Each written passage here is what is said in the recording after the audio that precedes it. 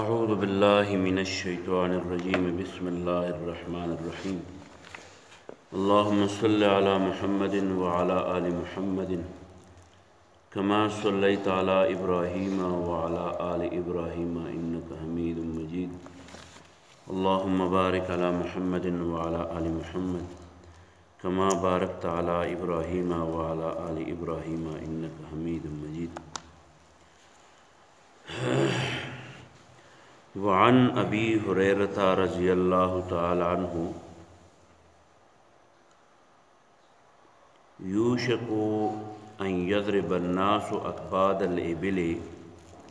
يطلبون العلم فلا يجدون أحدا أعلم من عالم المدينة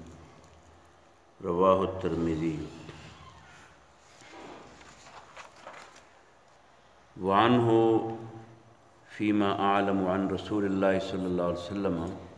قال إن الله عز وجل يبعث لهذه الأمة على رأس كل 100 سنة من يجدد لها دينها رواه أبو داود دا حدیث او د دې سره یو دوه متعلقه نور احادیث دا د علم سره سره د عالم چې هغه په دې علم باندې د علم حامل یې د هغې هغه درجاتو کې درجه بندي کوي عالمان د علم چې دي نو دا یعنی د قرآن او د حدیث عالمان په دې کې هم قسمونه دي څه قسم داسې دي چې هغې پس معمولي معلوماتو د دین باندې پوهی او د هغې نه زیات تحقیق د هغې سره نه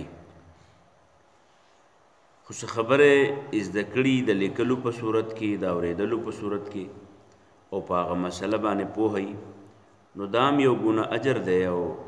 فضیلت دی د هغې چا په مقابلې کې چې هغه ته څه معلومات نه خو د دې نه بره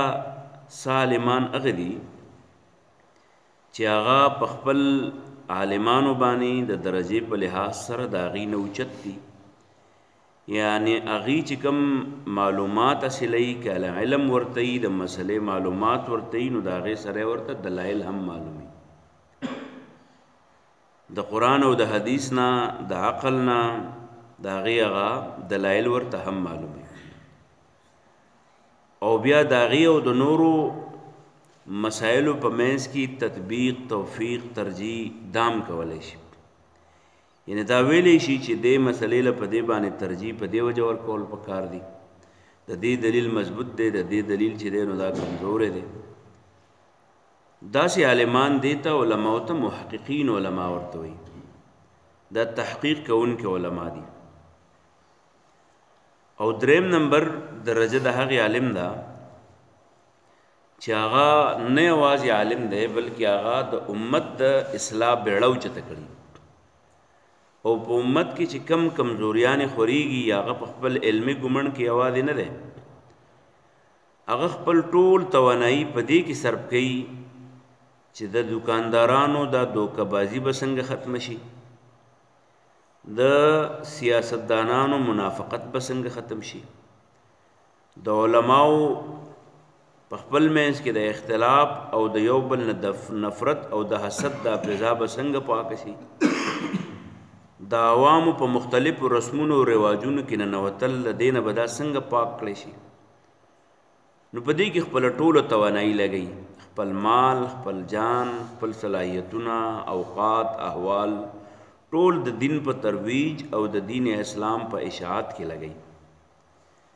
د دریوڼو عالمانو د دریوڼو علماو خپل خپل اهمیت دی د دریوڼو احادیثو کې کوم چې نن وایو په دې کې د دریوڼو علماو هغه بیله بیله مرتبه ذکر ده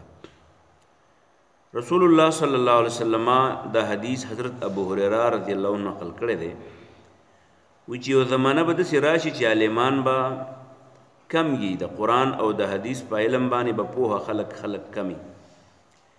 چې کمی پوه خلق ما مخکې ووی چې محققین علما به کمی حتی دا چې سړی به ګرځي نو په مدینه کې به ورته یو عالم داسې معلوم شي چې هغه د دین په مسایلو باندې جامع علم لري. دا کتاب والا چې چا کتاب مرتب کړی دا حدیث را نقل کړی دی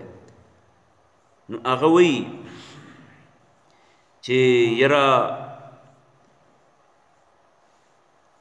یو خدا دی چې مالک ابن انس کم چې موږ په امام مالک په نوم باندې مشهور دی د دینه بکیدی چې مراد مالک ابن انسی رضی رحمت الله تعالی علیه ځکه چې هغه د مدینه یو لوی عالم تیر شوی دی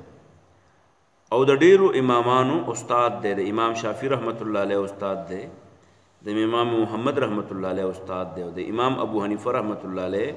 دا غور دواړو یو بل سره ملاقاتونه شوي، یعنی دواړه ملګری دي.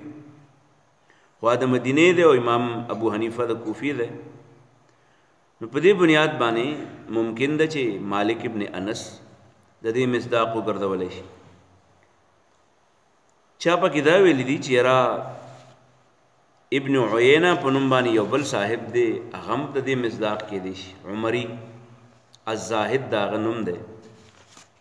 ابن عیینه وایي چې دا عمري چې دی نو دا یو بل عالم دغه شان تېر شوی دی، کېدی شي هغه ته مرادي عبدالعزیز په نوم باندې مشهور دی. هر څوک چې ته مرادي په دې زمانه کې که په هغه زمانه کې، مطلب د دې حدیث دا دی چې د علم شوق کوونکي او تحقیقي علم حاصلونکي خلک به کمی. نو دا به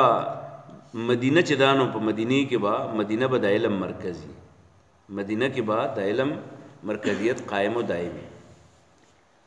دی. ورپسې حدیث کې رسول کریم صلی الله علیه وسلم یو بل مضمون بیانوي چې زما امت به د مصلحینو نه خالی کیږي. پخوا به نیکان خلق کم شو، عالمان به کم شو، آخر به ختم شو. نو خلقو به د الله تعالی په کلام کې تحریف وکړو، هغه به وران کړه، د هغې معامله د هغې هغه معنی او مفهوم به بدل کړو، کله به پکې الفاظ هم بدل کړه. خو زما په امت کې به الله تعالی دا نظام کوي چې پیغمبران خو به نور نه راځي. خو زما د امتیانو نه به په هره پیړۍ کې یو تن داسې راپاسي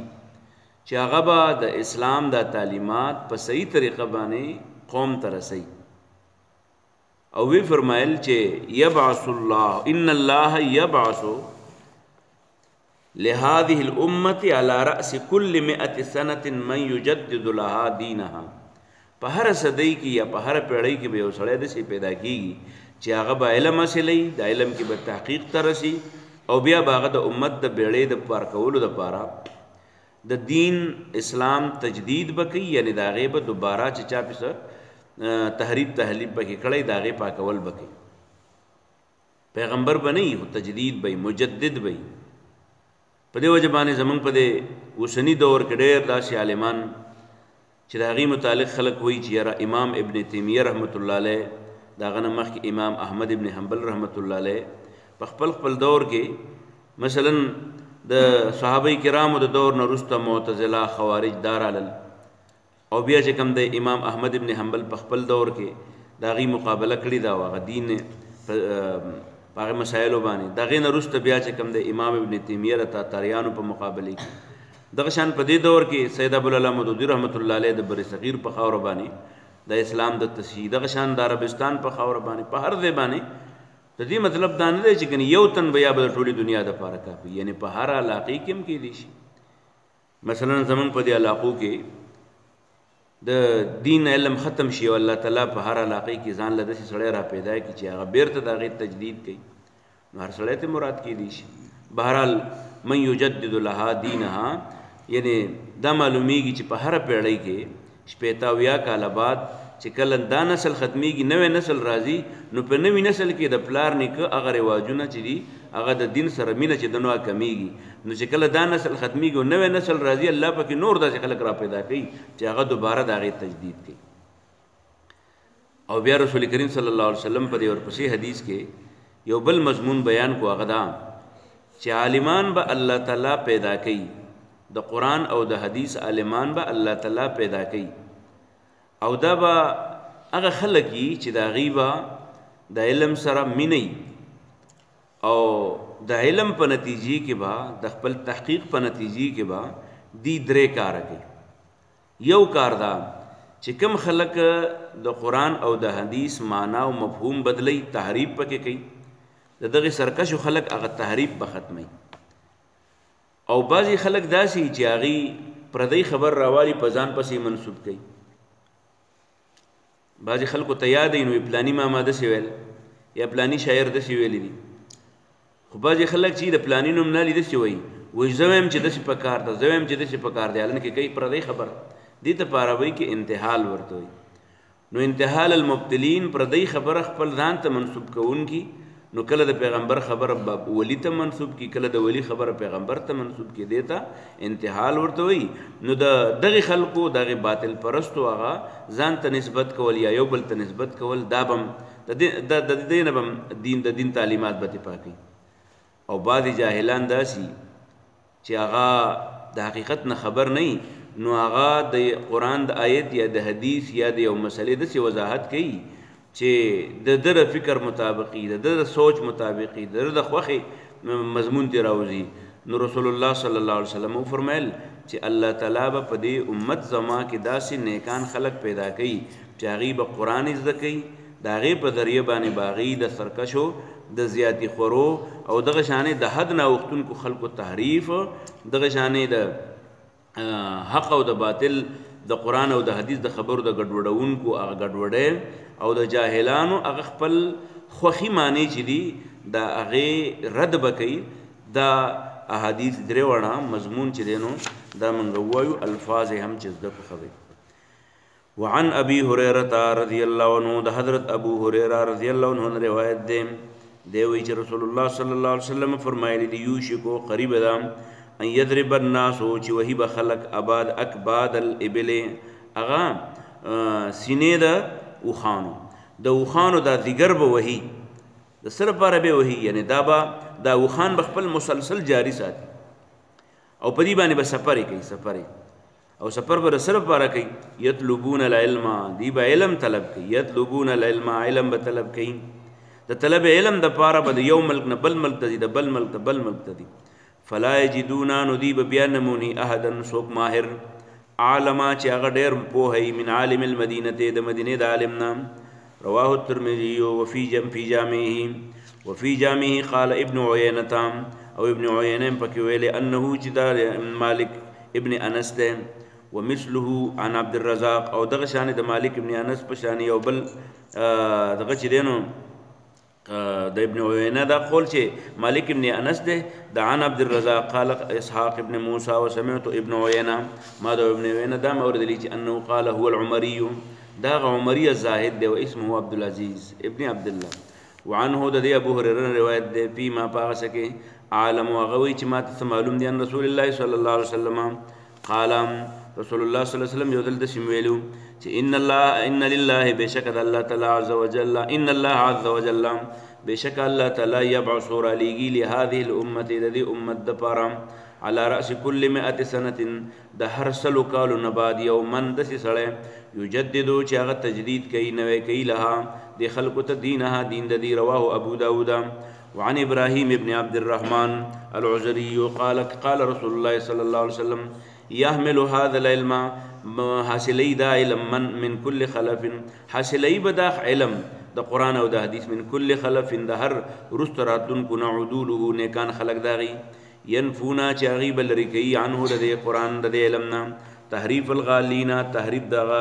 زیاتی حد نه تېرېدونکو، و انتحال المبتلین، او هغه نسبت کوونکي د باطل پرستو ځان ته، و تاویل الجاهلین، او د جاهلانو د تاویل نه. دا الله تعالی نه به دعا غواړو چې الله تعالی موږ له د صحیح علم د حاصلولو او د هغې مطابق د معاشرې د اصلاح کولو توفیق راکړي. واخر دعوانا الحمدلله رب العالمین. ربنا تقبل منا انك انت السميع العليم وتب علينا انك انت التواب الرحيم برحمتك يا